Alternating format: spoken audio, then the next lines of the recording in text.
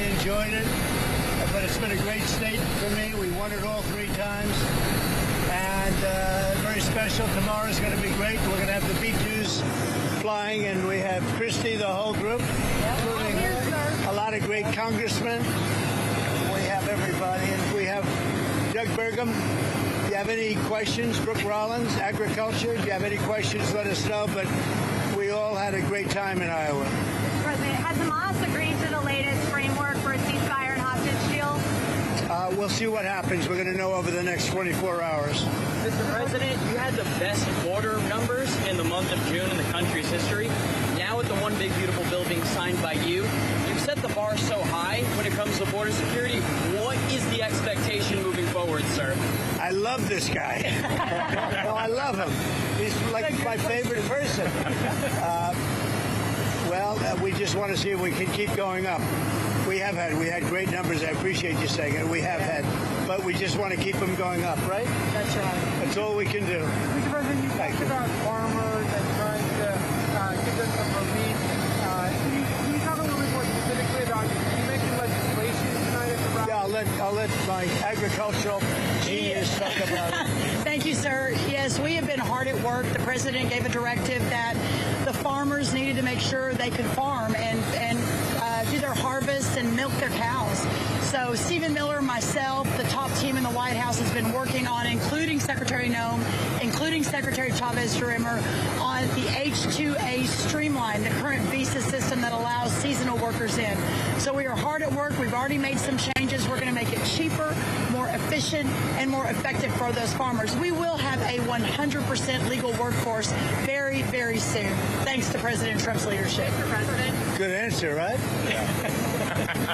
Mr. President, we're 10 days away from the anniversary of your assassination attempt. Do you know any more now about the assassination attempt than you knew then? Well, the FBI was in the other day with a lot of people, including the Attorney General, who's doing a great job, Pam Bondi, and I'm very satisfied.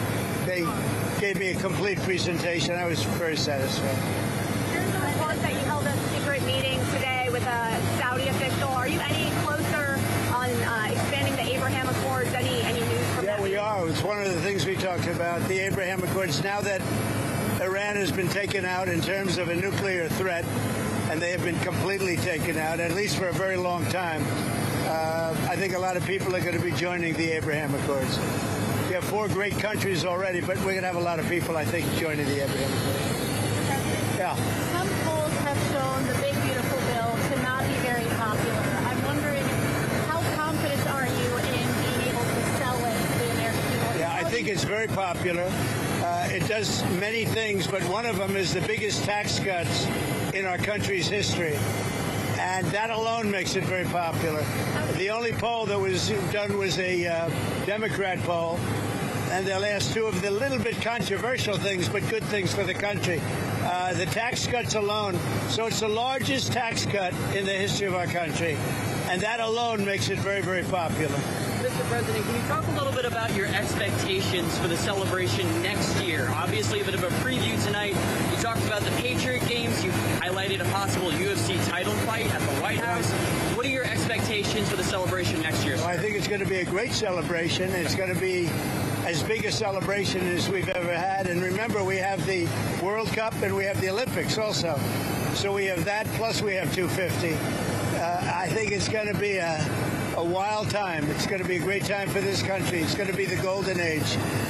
Thank you. What's next for Russia and Ukraine? Are you speaking to Zelensky tomorrow? And what are you hoping I'm the next speaking to President Zelensky tomorrow, early in the morning. And, I'm very disappointed with the conversation I had today with President Putin, because I don't think he's there. I don't think he's there. And I'm very disappointed. Well, it's not, I'm just saying, I don't think he's looking to stop. And that's too bad. This is Biden. This isn't me. This is Biden's war. It wouldn't have happened if I were president. It wouldn't have happened. So, in one way, I had to get too involved because it's Biden's war. And I got stuck in the middle of it, just like I did with immigration and a lot of other things that they screwed up. But I was not happy with the conversation, no. Mr. President, a couple weeks ago, you University. What's changed since then? Do you think you're closer to an agreement, or do you think Columbia could go first? I think we're going to probably settle with Harvard. We're going to probably settle with Columbia. They want to settle very badly. How much? There's no rush. A lot of money. Mr. President, I wanted to ask you about one of the words you used during your speech, Shylocks. That's widely viewed as an anti-Semitic phrase. Do you intend for that word to be used that No, way? I've never heard it that way. To me, a Shylock is somebody that's a money lender at high rates. I've never heard it that way. You view it differently than me. I've never heard that. Go ahead. Anything else? President, what do you make of the deal that your lawyer struck with CBS's parent company?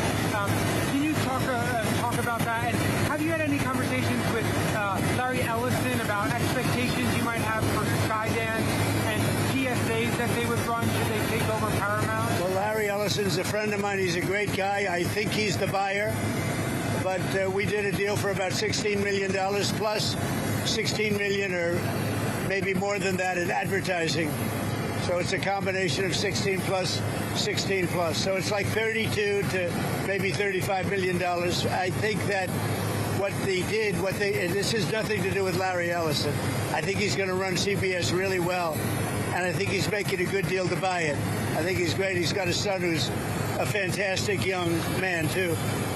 But what they did was incredible. They took an answer from Kamala just before, the day before the election, and it was a horrible answer. And they took the answer out in its entirety, and they put another answer in, a different answer. That was a different part of the interview, because the answer she gave was so bad, it was like election threatening. And I've seen it all, but I've never seen that. Nobody has. And we understand that was done in other locations also with respect to answers. But think of it. One of the most important questions, maybe the most important question, she gave a horrible answer to it. So they took an answer from another part of the interview and they inserted it.